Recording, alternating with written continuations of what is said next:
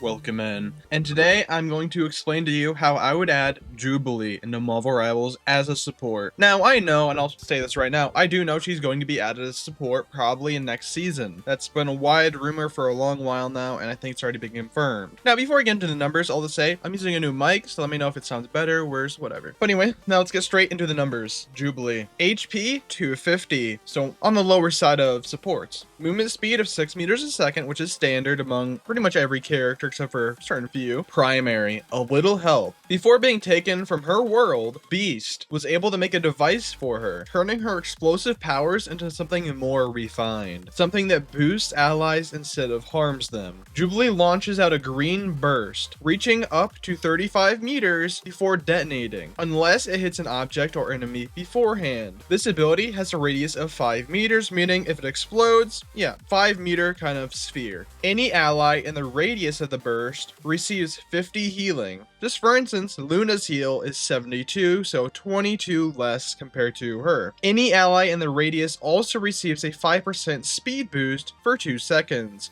This will be a common theme with Jubilee in my design. The stats, like the pure raw healing and damage numbers, will be lower, but there's little trade-offs with the little speed boosts and everything you'll see. Now, if Jubilee hits an ally directly, they receive 55 healing, so 5 more, alongside a 10% speed boost for 2 seconds, which is 5% more than the splash, and a CC immunity for half a second. Keep in mind, these are going to be mostly used on tanks. You heal the tanks more than any other person. Less CCs for tanks, I don't think many people will be against that. And this just adds more skill expression. You actually need to hit your shots and you'll be good. This ability has a charge of 8, so you can fire 8 before having to reload. And then attack speed of 1 per 0.5 seconds. And Luna's, just for another example to compare her to her again, Luna's is 0.5 seconds for 3 shots. The interval between the two first shots are 0.05 a second. Now the projectile speed is 140 meters a second, while White Fox's, just another example as another support, is 120 meters a second. So 20 meters faster than White Fox's primary. Jubilee's secondary, let the sparks fly. Jubilee launches out a piercing firework at her enemies, reaching up to 35 meters before detonating unless it hits an object or enemy beforehand, so the exact same, just kind of switch the numbers between damage and healing. The radius of the firework explosion is 2.5 meters. So half of the healing radius. The explosion deals 45 damage to any enemy in the radius, slowing them by 5% for 2 seconds. So she can speed up her allies or slow down her enemies. Direct hits deal 50 damage while also giving the enemy a 10% slow for 4 seconds. So again, a 5% slow increase from the splash to the direct, and then add 2 more seconds on top of that. So pretty much you double the effects of splash compared to direct. Again, it's a charge of 8, but a separate charge from her primary. So you could have, for example, 6 in her healing primary and 1 in her damage, and you need to reload both of them. Once you run out of, like, say, healing, you reload both of them. But if you do damage,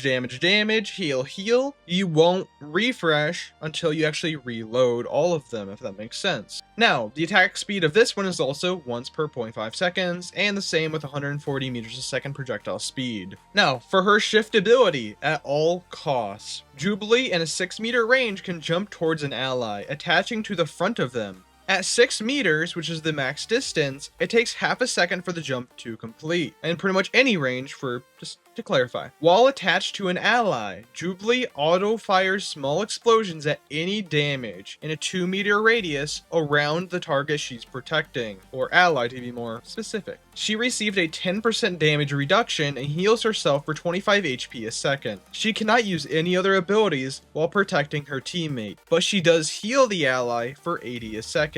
This pretty much is, okay, you can pump out a lot of healing a second to your ally you want to save, but you can't do anything to protect yourself at all. Sure, you have some damage resistance and you have some healing a second, but that's barely anything. You are putting your life at risk to help an ally. Now, this ability is on a meter with a 100% charge, each second consuming 10 charge, so 10 seconds max. This meter builds up 5 a second, so it does take some time to actually build it all back, so about 20 seconds. And just for the possibilities, let me explain this, guys. one of the possibilities, outside of helping, let's say your other support, let's say they're getting Dovin, you jump on them, heal them for a bunch, save yourself, and all of that. But what if you jump on your own dive? You go onto a Daredevil. You go into a Spider-Man swinging through the air. Hell, they're gonna feel unkillable with all the bonus shield they get normally. Daredevil with a Jubilee on him, giving him bunch of healing a second, 80 healing a second, and him just doing all that damage. Imagine the possibilities with that, and just anything.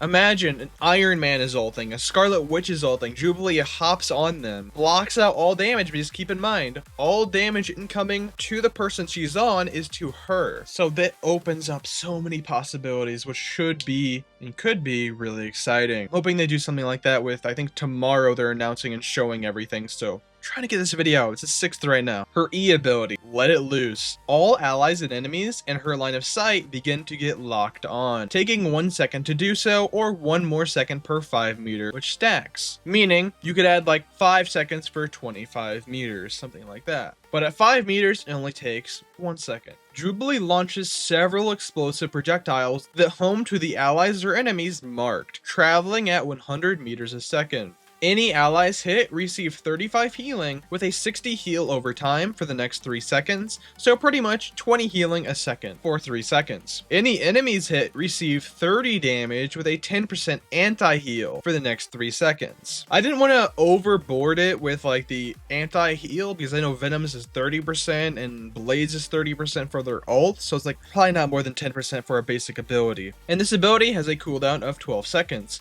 But again, the healing isn't a lot. Hell, Hela, just with a body shot, almost does double the 35 healing for their allies. With a 60 healing over time, that's 1 more shot for Hela. I know it's Hela, she does pack a punch, but so does a lot of characters in this game, to be fully honest. And overall, I do think this is a pretty good ability. The healing, like I said, the raw numbers for the damage and healing are pretty low compared to a lot of like supports and even damage of most characters in the game, but the bonuses on top of it is what makes the abilities good. Now the ultimate, to me, my friends. Jubilee unleashes several bursts 20 meters in front of her with a 10 meter width. Keep in mind, nothing behind her, just in front of her. For the next 12 seconds, 11 damage bursts and 11 healing bursts explode from the ground, each showing a warning sign on the ground 1 second before they happen. Again, it's not 12 damage and 12 healing bursts because you need that 1 second for the warnings to show up on the ground when she first starts the ult. I will explain more on my thought process after I read the whole thing though. Each explosion has a radius of 5 meters. Each damage explosion deals 80 damage and gives any enemy hit a 15% slow for 2 seconds. Each healing explosion gives 120 healing and gives any ally a 15% speed boost and a 10% damage boost. Her ult lasts for 12 seconds with a cost of 4,500. Now if you think that's a lot, let me just list out another support here. Just to compare, Gambit's ult numbers are 55 healing a second with a 30% speed boost, 20% damage increase, 20% increase to ult charge, and gives a one-time heal of 100, giving allies a jump boost and purity. His ult also lasts 8 seconds. So again, her ult is, in my opinion, less powerful than his. This is way more counterable than a lot of support ults because there's the warnings on the ground. Like, you can't really say, oh, it's uncounterable because, well, look at the ground.